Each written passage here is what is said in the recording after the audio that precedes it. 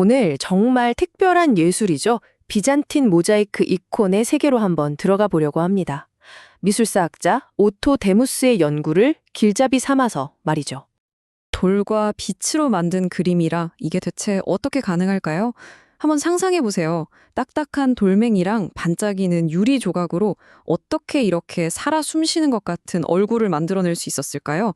바로 이 불가능해 보이는 조합, 이게 바로 비잔틴 모자이크 이콘의 핵심이자 가장 큰 매력이라고 할 수 있죠. 자, 본격적으로 알아보기 전에 이거 하나는 확실히 짚고 넘어가야 해요.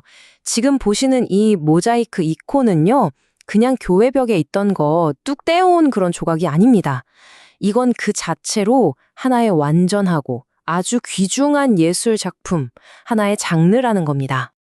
모자이크 이콘을 한마디로 정의하면 바로 이렇습니다. 나무판 위에 따뜻한 왁스를 바르고요. 거기에 테세라라고 부르는 아주 작은 유리나 돌 조각을 수천 개, 수만 개를 하나하나 박아서 만든 거예요. 그리고 여기서 진짜 중요한 포인트는 이게 휴대용이라는 겁니다. 들고 다닐 수 있는 예술품이었던 거죠. 그러니까 우리가 흔히 생각하는 성당벽을 가득 채운 그런 벽 모자이크하고는 완전히 다른 개념이에요.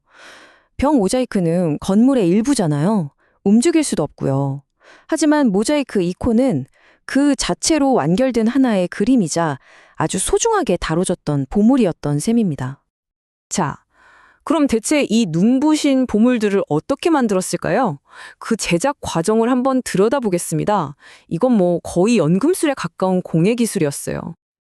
네, 진짜 궁금해지지 않나요? 딱딱하고 차가운 돌이랑 유리 조각을 가지고 어떻게 이렇게 부드러운 피부결, 저 깊이를 알 수 없는 눈빛을 표현해낼 수 있었을까요?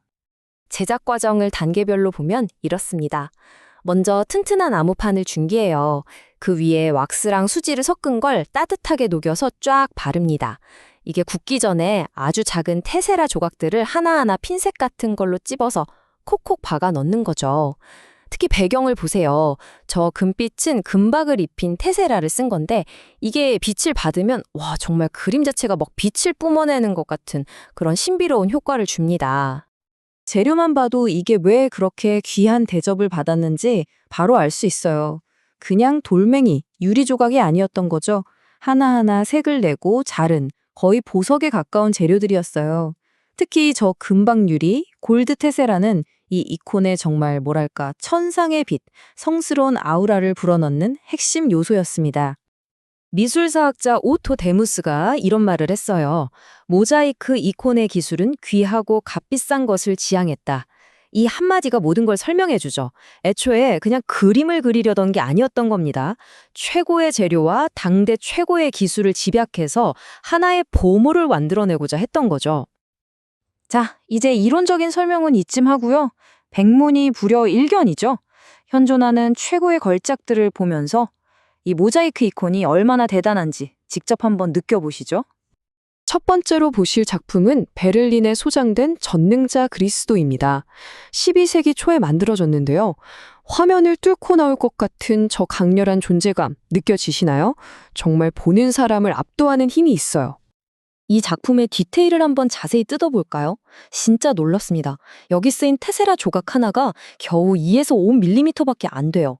손톱보다도 훨씬 작죠.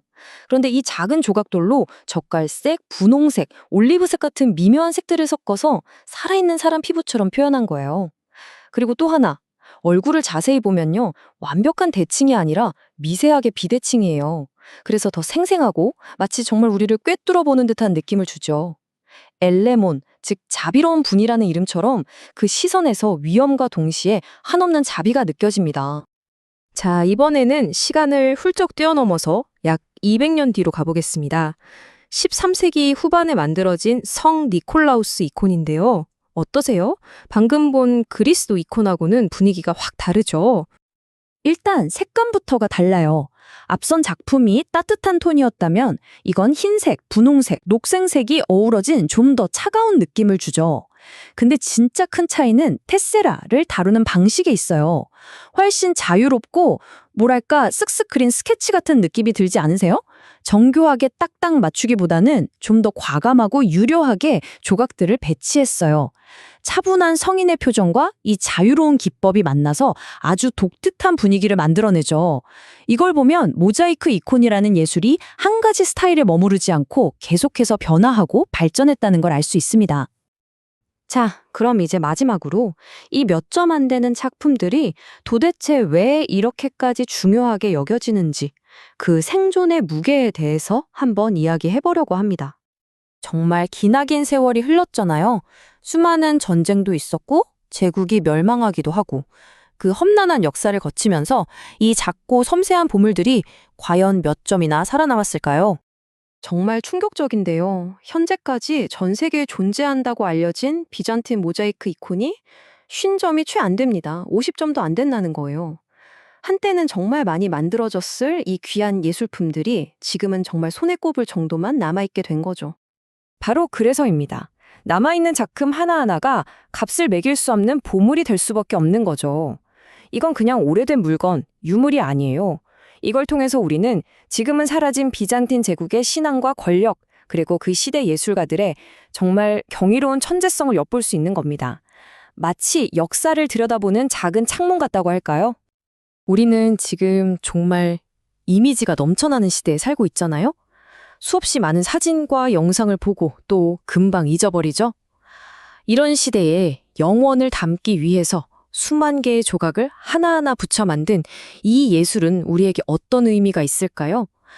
이 작은 돌멩이들이 우리에게 던지는 질문, 한 번쯤 생각해 볼 만하지 않을까요?